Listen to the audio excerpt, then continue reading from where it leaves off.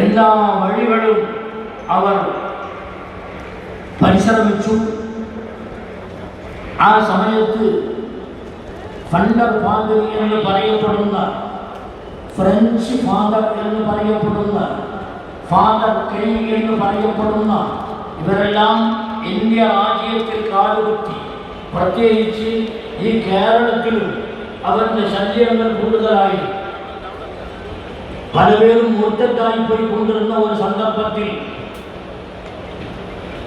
വെല്ലൂർ ബാഖിയാത്തു സാലിഹാത്തിന്റെ ബാനി ഹസ്രത്ത് ശംസുൽ ഉലമ ഷാ അബ്ദുൽ വഹാബ് ഖാദിരി ഖദ്ദസല്ലാഹു സിർറഹുൽ അസീസ് തങ്ങളും സൗലത്തിയ മദ്രസയുടെ ബാനി റഹ്മത്തുള്ളാഹ് ഖിറാനവി റഹ്മത്തുള്ളാഹി അലൈഹി തങ്ങൾ എഴുതിയ ഒരു പുസ്തകം ഇസാലത്തു ശുകൂക് എന്ന ഒരു പുസ്തകം.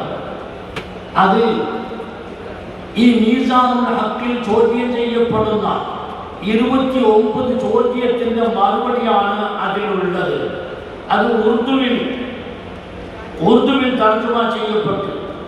അതിന് മലയാളത്തിൽ ആക്കണമെന്ന് മലയാളികളായ ചില ആലിമീങ്ങൾ അപേക്ഷിച്ചതുകൊണ്ട് ഞങ്ങൾ മുഷാവറ ചെയ്തു. അത് ഉമ്മുൽ മദാരിസായ ബാഖിയാത്തു സ്വാലിഹാത്തിൽ നിന്നും അതിൻ്റെ പ്രകാശനം, അതിൻ്റെ ഏർപ്പാടുകൾ ചെയ്താൽ നന്നു എന്ന് പറഞ്ഞപ്പോൾ ഞങ്ങളുടെ ജനറൽ സെക്രട്ടറിയോട് ഈ വിഷയം പറഞ്ഞപ്പോൾ അത് പരിഭാഷപ്പെടുത്താനുള്ള ഏർപ്പാടുകൾ ചെയ്തു. അതേപോലെ തന്നെ അതിൻ്റെ പ്രിന്റിംഗ് പണികളും നടന്നു. കഴിഞ്ഞ 1-ാം തീയതി ഫെബ്രുവരി 1-ാം തീയതി ബാഖിയാത്തിന്റെ സനദദാന സമ്മേളനത്തിൽ വെച്ച് ഈ ഇസാലത്തു ശുകൂക് എന്ന ഈ പുസ്തകം പ്രകാശനം ചെയ്യപ്പെട്ടു. ഇതിനെക്കുറിച്ച് ഞാൻ ചുരുക്കി പറയുകയാണെങ്കിൽ 29 ചോദ്യങ്ങൾ, ഇസ്ലാമിക വിഷയ ശരീഅത്തിന് എതിരായ 29 ചോദ്യങ്ങൾ, ഖുർആനിനെ എതിരെ, നബി സല്ലല്ലാഹു അലൈഹി വസല്ലം തങ്ങളുടെ ചരിത്രത്തിനെതിരെ, മുഅ്ജിസാക്കളുടെ എതിരെ, അതേപോലെ ഖുർആനിൽ തഹരീഫുകളുണ്ട്, കൈകടത്തലുകളുണ്ട്, മാറ്റങ്ങളുണ്ട് എന്ന് ദാവ ചെയ്യുന്ന ഇതുപോലെ 29 ചോദ്യങ്ങൾ, അതിൻ്റെ മറുപടികൾ മീസാനുൽ ഹക്കിൽ ഉണ്ടായിരുന്നു. ആ മീസാനുൽ ഹക്കിൻ്റെ ശരിയായ മറുപടിയാണ് ഇത്. ഇതിൽ പലരും മുർത്തദ്ദായി പോയിട്ടുണ്ട്. ആ മീസാനുൽ ഹക്ക് എന്ന കിതാബ് അത് ഫണ്ടർ എന്ന ഒരു ഫാദറാണ്.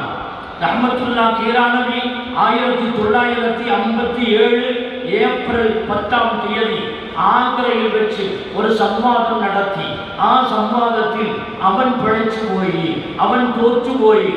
കാരണം ഈ ബൈബിളിൽ താറുകളുണ്ട്, ബൈബിളുകളിൽ താറുകളുണ്ട്, തഹരീഫുകളുണ്ട്, കൈകടത്തലുകളുണ്ട്, മാറ്റങ്ങളുണ്ട് എന്ന് പല സ്ഥലങ്ങളിലുള്ള മാറ്റങ്ങളെ കുറിച്ച് അവനക്ക് ബോധ്യപ്പെടുത്തി സംസാരിച്ചപ്പോൾ അവൻ വായടച്ചു പോയി.